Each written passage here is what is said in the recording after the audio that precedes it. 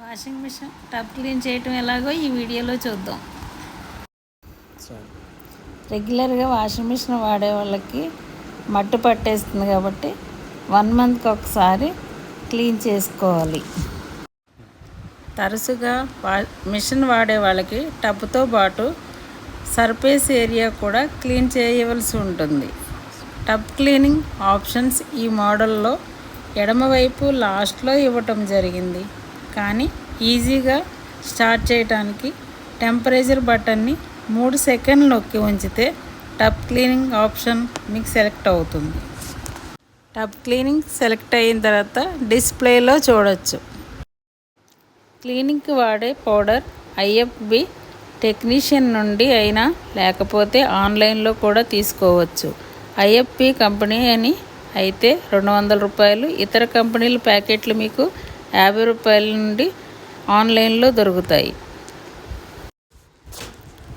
పౌడర్ని డైరెక్ట్గా టబ్లో వేయొచ్చు లేదా సర్ఫ్ వేసే ఏరియాలో కూడా వేయొచ్చు.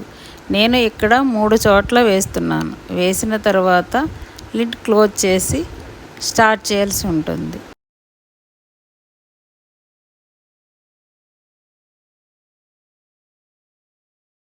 టబ్ క్లీనింగ్కి 40 to 60 డిగ్రీల టెంపరేచర్ పెట్టుకోవాల్సి ఉంటుంది. కానీ కొత్త మిషన్ డైరెక్ట్గా 60 డిగ్రీలు తీసుకోవడం జరుగుతుంది.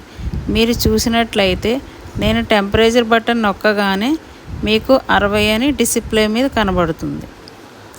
క్లీనింగ్ స్టార్ట్ అయితే మీకు కనీసం 2 గంటల సమయం పడుతుంది. ఇప్పుడు పూర్తి అయిన తర్వాత సౌండ్ రాగానే ఓపెన్ చేస్తే ఇలా నీట్గా క్లీన్ అయి ఉంటుంది.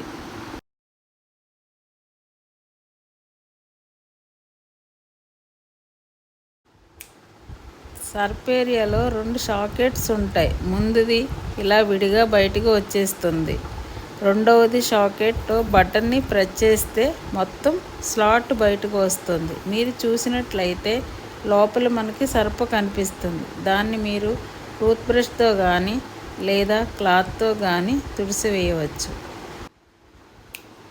Thank you for watching.